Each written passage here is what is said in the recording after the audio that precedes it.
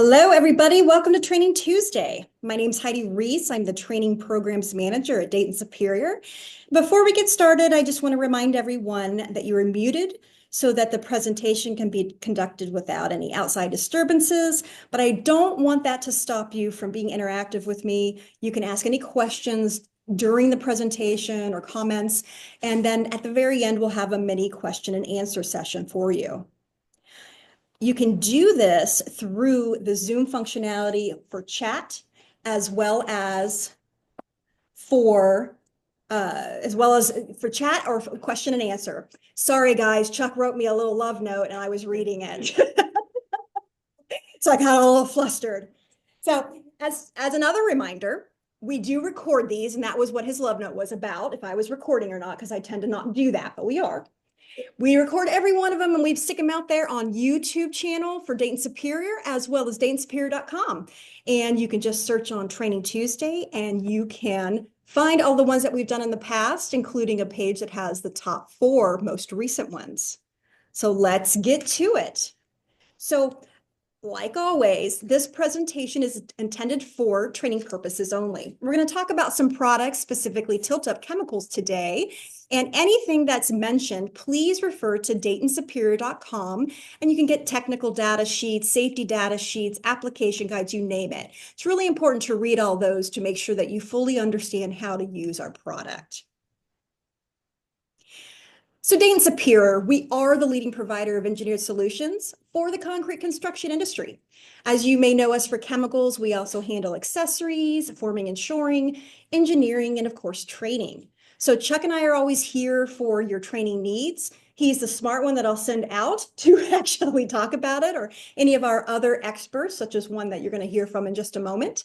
And these trainings that we're doing right now are just a small blurb to kind of entice you on what's going on in our world, teach you what we have, but more importantly about the applications, use, challenges, what have you for the concrete construction industry. We try to stand behind all our products so you can get the training that you need to be able to work that. So our products, chemical solutions, we have them specifically formulated to meet design specs, whether it be for new construction or retrofit repair needs that you have for your applications, your buildings, parking garages, whatever.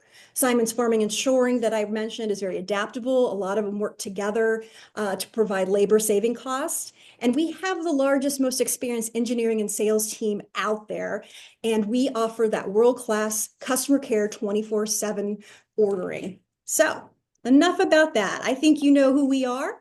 And let's talk Superior Tilt-Up chemical products. So with us today is Mr. Todd Fraker, who is our National Chemical Manager at Dayton Superior. He has been with Dayton Superior for over what, Chuck? 41 years. Yeah, 41 years. So both him and Chuck hang out at the bar later, and they talk about old times with everything they're doing. He's been around the block a time or two, and I'm not just talking Chuck here, I'm talking Mr. Fraker. So he knows about his chemicals. The fun doesn't stop there with Todd, though. He not only is our chemical expert, he has worked and sold everything that Dayton Superior has to offer at least once, I'm sure. And his past roles consist of dealer sales manager, regional sales manager, senior chemical manager. Now, as I said, National Chemical Manager. He's got that Bachelor's of Science in Chemical Engineering and a very, very great asset. You are an asset, Todd, not an access, to have on your side for chemicals. So with that, Mr. Fraker, Todd, take it away. Heidi, thank you for that embellished introduction. Good morning or afternoon, everyone, depending on where you are in the country or the world. Today, we want to talk about Dayton Superior, who we are, as Heidi already gave a brief introduction, and what bundled solutions we could offer on a tilt-up project. I want to make note of the fact that we are celebrating our 100-year anniversary as Dayton Superior this year. We are a founding member of the TCA, the Tilt-Up Concrete Association. All of our sales team are all ACI certified tilt-up technicians. So we are very, very, very focused on tilt-up and helping contractors have a successful outcome on their jobs.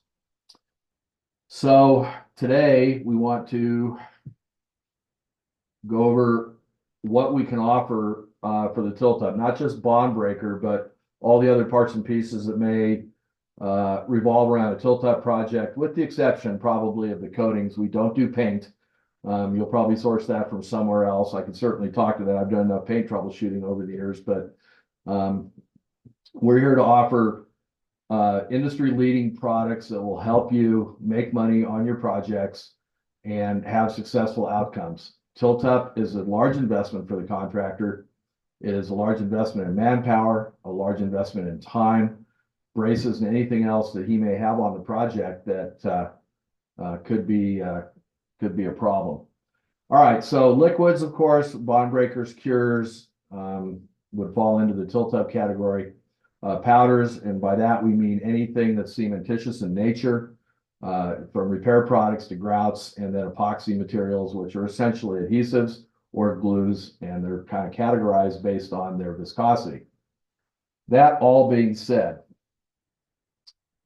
when it comes to the tilt-up industry, there are many things that revolve around it. There's specialized slabs. There are interesting reveals. They are getting more complicated. They're getting bigger. The panels are getting bigger. The slabs have to take more weight. There is a great deal that goes into the design of these buildings, even though they are cost efficient from a construction standpoint on a net square foot basis. They are a tremendous investment for the owners, for the ultimate occupiers of that building, and for the contractor himself or herself. So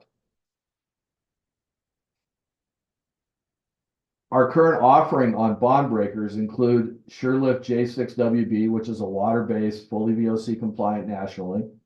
Maxi Tilt with dye, which is marketed pretty much exclusively in the southeastern part of the U.S. SureLift with dye, which hopefully most of the folks on this call are familiar with. It's been the workhorse of our product line for 25 plus years. And then our new offering, the SureLift EX, which is a VOC compliant in Canada, California, anywhere where the low VOC regulations are in place. And this material is also a solvent-based material, so it does not have the same attributes of a water-based. So just because you meet the VOC requirements of a given area doesn't mean you have to be water-based. As you can imagine, that's an advantage in certain rainy areas like the Northwest, Western Canada, Eastern Canada, Northeastern United States. All right, so a lot of questions always come up about compatibility. If you have a specification, do I need to cure my slab per the specifications of the engineer? What exactly do I need to know about compatibility between bond breakers and curing compounds? A general rule of thumb is easy. Water-based bond breakers over water-based cures or cure and seals. That's just a straight rule of thumb. You'll never go wrong. You tighten up that slab, you get a C309 or ASTM 1315 curing spec accomplished, and then the bond breaker can go over the top of it. In some respects, it's money saving because the cures are a little bit lower priced here than the bond breaker itself. Now, we offer two J11W, and we didn't put it on here. We also offer the J7WB, which is a great water-based dissipating curing compound that can go under either the J6WB or the Maxi Tilt with dye, both water-based products. We also offer a host of cure and seals, 4 to be exact. 309 J18, very popular in California and throughout the Southwest. Cure and Seal 309 EF, which is also VOC approved. A more beefy Cure and Seal, higher solids, J22 WB and 1315 EF. It all depends on what is being called out for a cure on the slab to choose your cure in front of the bond breaker. In the solvent-based world, we only recommend solvent-based cure and seals underneath solvent bond breakers. That being the SureLift with dye or the SureLift EX. I put a big no up there. Dissipating cures under solvent-based bond breaker is not a good idea. They the solvents in the bond breaker tend to eat at the cures, and sometimes they pick up with the panel. You don't end up with a bad looking job, but you do end up with some cure and seal on the wall, which the painter is going to yell at the contractor and ask for a add-on to his contract. So we try to avoid that. J20 UV, J22 UV, and J23 UV are all great products to put under the dissipating cures. I might add, or excuse me, underneath the solvent-based bond breakers. I might add, we do have two VOC compliant solvent-based cure and seals, which we did not list on the slide. We have the J20 LVOC, and we also have the J23 LVOC. These are compliant solvent-based cure and seals, and they are legal in all areas where VOC regulations are in place, i.e. Canada, i.e. California, Colorado, parts of Utah, etc. All right. This question comes up a lot. How do I densify my slab? Most tilt-up slabs get further floor treatments, typically not epoxies, but some type of densifier. We see this as being a greater use, especially with the type 1Ls that are in place right now. The 1L cements are creating slabs that are very similar to the highly fly ash replaced concrete designs that we saw back in the 90s and the 2000s. You can't even get most fly ash because most of the coal plants have been shut down in the US. So they are going to the so-called high limestone type 1L cements now. These are having the same effect on slabs that fly ash did, but it does a couple of things. It will soften the slab, slows the strength gain time, and also can create more dusting and slowing the bleed rate. And this can lead to weaker surface casting, weaker surfaces for casting. So bond breaker and cure are all very important. And then the use of a densifier or something that will tighten up those 1L slabs is becoming more paramount. The advantage of using PentraHard, which is one of our densifiers and one of our better densifiers, is that it can be used and put down wet, meaning you can apply the material prior to putting down your dissipating cure. And so you've eliminated a step. You can put your cure down, then your bond breaker, then go ahead and tilt your slab.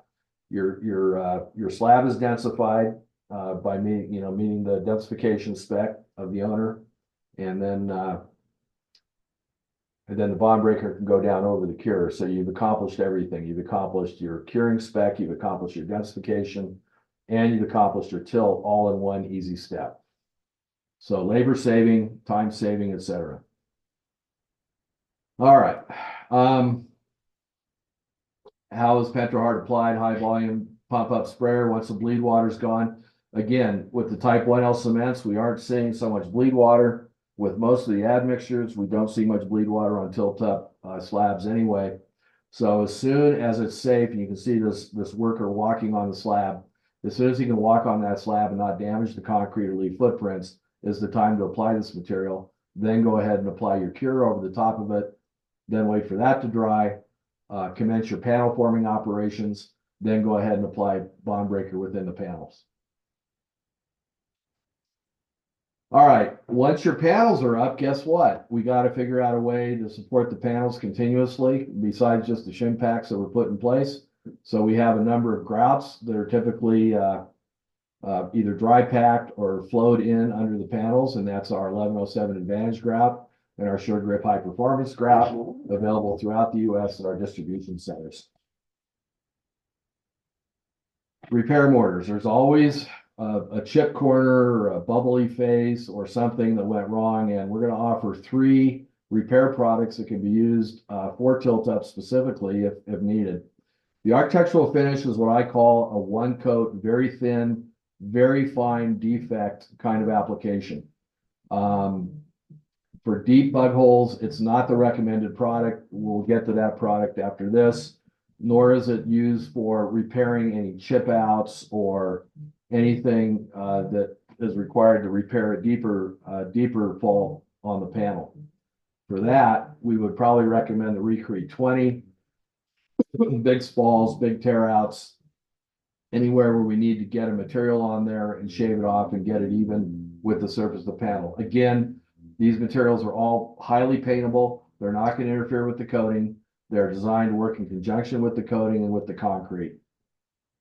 The last product, which is probably the most popular, is our Superior Wall Finish. We introduced this product about 3.5 years ago with some of the latest technology available from our raw material suppliers, and it has turned out to be a real hit in terms of its rapid drying, in terms of its workability, in terms of how smooth it is, in terms of how paintable it is in 2 to 3 hours, and its color. I might add its price point is beautiful. It comes in 10-pound plastic bags, so they can actually just sit out on the job site and get rained on all they want until the worker needs to just pick up a bag, put it in his mudding tray, and get his blade going. It also comes in 30-pound bags. Great product. If you want samples, call your local sales guy or gal and get as many as you want. We're happy to sample it out. All right, once the job is tilted, these pictures, the one on the lower part might be a little bit closer, but most of the time when we have to use anchoring gel or injection resin is because something really went wrong. Meaning the moment reaction on the panel was too great, the engineers come out and he said, hey, you're gonna have to epoxy that crack. So we're gonna offer 2 products where you can putty the crack with the 30 and then go ahead and inject the Pro-Epoxy 50. I might add, a number of contractors that I've had the privilege of working with over the years like to use the Pro-Epoxy 50 to pour in the nail holes that have been left behind from the forming of the panels. These are typically very small holes. They don't like to necessarily wait for a thicker gel to flow in. They just mix up some Pro-Epoxy 50, or they buy it in the tubes and they just squirt it in. It levels it right off, and you really can't even see the hole was there. And it really gives a permanent fill to that hole. You know, everybody should know how to do epoxy. I mean, this picture here in the lower right is, you know, some badly cracked panels. And if you have to get to that point, you know, you might either decide to epoxy coat it or decide to redo the panel. But panels are expensive, so let's not redo them. Let's just go ahead and epoxy inject them. All right, coming soon. You're all familiar with lithic, day 1. Our version of it is coming out at the end of this month. I believe it'll be available. It is recommended and effective with the use of type 1L cement. This is a big deal right now because it's really going to tighten up those casting surfaces, and it would need to go down during the finishing operations, either while the trowel machine is in place, the ride-on trowels, or, you know, the hand troweling, whatever. We found that these materials, they're essentially colloidal silicas, do a great job of taking up any unreacted cement particles and do a great job at filling up any surface capillaries and pores. And they do react with the calcium hydroxide in the concrete to make a very hard crystalline structure on the surface. We're going to see more of these things used. We're seeing them used in sidewalks. We're seeing them used in municipal specifications. So they are becoming more popular every day, and Dayton hopefully will be your #1 source for those products. All right. The building's tilted. You've bought all your Dayton Superior grout. You've filled all your nail holes, and here comes Mr. Painter, and he looks at the panels and he goes, I don't like those panels. And you point out to him, you say, well, in your contract, sir, is a power wash. So you should probably go ahead and power wash the building, then we'll talk again. The thing to remember is oftentimes bond breakers are used as an excuse for the painter to get more money in his contract, but essentially they're gone. The big deal with tilt-up walls is the moisture content of the panels. Anything over 5% moisture, which is a typical generic number, is going to be too high before you can paint. 9 times out of 10, a primer is specified, like Sherwin-Williams Loxon, very popular. It also prevents cement burn. Cement burn is a thing where the alkalis of the concrete actually react with the alkaline resins in the paint and can create a reaction at the surface, and that's called cement burn. And so these primers help mitigate that. If you have a huge amount of bond breaker on the wall, 2 things have happened. Either it's been over applied, which is common. It's everybody worries about getting their panel up versus painting the panel. Or it's just been a very wet and very not favorable to that bond breaker drying out and dissipating off the wall. I might add they react differently than cures. They essentially dry out. They don't dissipate the way a dissipating curing compound does. Another note is once bond breaker is applied in the panels, you shouldn't let it go probably over 2 weeks before concrete is poured on top of it, because the sunlight will break it down pretty hard, pretty fast. That's all I've got, and I want to add one other thing. Single source responsibility is a big deal. I can't tell you how many times I've been on job sites and had to troubleshoot, and the finger pointing is, pointing fingers at the densifier, pointing fingers at the bond breaker, pointing fingers at the cure, and there's 3 different manufacturers involved, not to mention the ready mix guy, and everybody's pointing their fingers. If Dayton Superior has control of the job from beginning to end, we can give you a complete sole source responsibility, warranties, etc., for making sure that your tilt up is successful and brought in under budget, and we all can make some money on it. So which to use, when and where. Hopefully we went through a little bit of it. Hopefully it's understood that the primary responsibility is get that wall tilted well, and then take care of the densification of the slab, and then get the building all prettied up, ready to paint. And anything repaired that needs to be repaired. And with that, I will hand it back to Miss Heidi for any further comments. Thank you so much, Todd.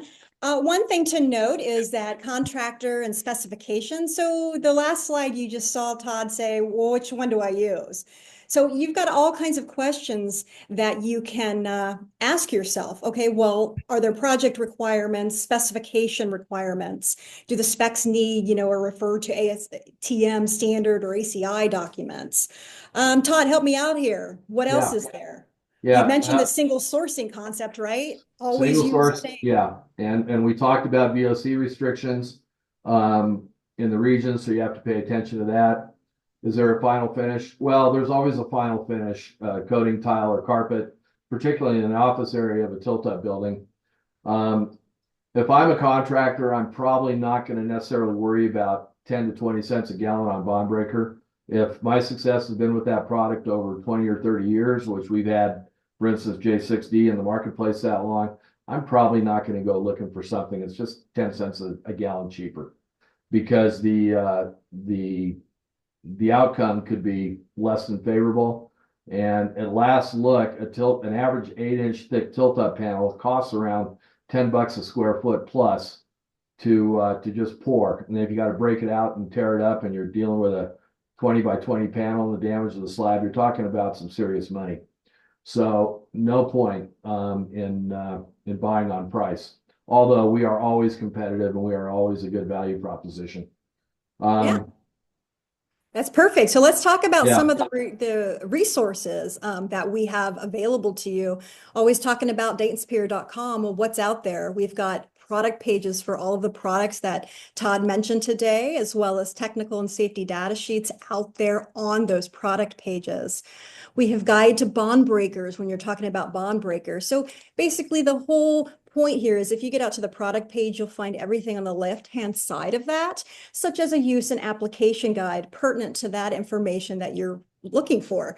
So, okay, what if I don't know what I want or how to get there? There's a search button at the very top of the page. You can search bond breakers, or you can search, he mentioned J20 LVOC. You can put in J20 and voila, it will take you to search criteria, and then you can get right to that product page. If you need a handbook, those will also be out there. Chemical specification assistance, even if it's not for our products, we're here to help you. There's a link on the DaytonSuperior.com that you can fill out this quick and easy form you see right here, and one of our technical assistants can help you. For tilt-up engineering, not necessarily for the chemicals, but remember, we've got the whole complete package going for you. If you need tilt-up engineering help, that is another area of the website, just easy to search and you can get to it. So Todd had mentioned contact your area salesperson for samples, for product information, just for help. Well, how do I get and who do I know? So on DaytonSuperior.com, there's a drop down, contact us, and you will get to pages that look like what you're looking at right here. You simply find your state, and then you can see the people that are for your specific state, and you can call them directly and they will be able to assist you. Not only for dealer sales managers, but we have TSRs, technical sales representatives, that can assist you. And we have Mr. Fraker if he's in your region. I call him anyway, so we can do that. Just kidding, Todd. So we do have a dedicated tech services line, and you see the number on the screen right there. I started the presentation with, if you needed some custom training, there's a QR code that you can simply scan and get to Chuck and myself, and we'll get you taken care of. But this technical service area, they have a sales team that I mentioned, field support. They really are great at real-time problem solving, going out to job sites if it's really important to get there and see and figure out the challenges. And then they also have a platform of technical resources, some of which that we just went through. Last but not least, we are in the tail end spill of the spill. Is that the right term? No, probably not, Chuck, huh?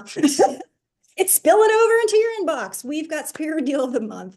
So we had a tilt month because of the TCA show. And the things that are on special as far as a smaller reduced rate are the Bearcat bolts, roof nailer, PBA. You see them all listed there. From a perspective of chemicals, we've got the Maxi Tilt with dye, Superior wall finish, SureLift EX, and then select sizes of the T110s, the SureLift J6WB, and the SureLift J6D with dye.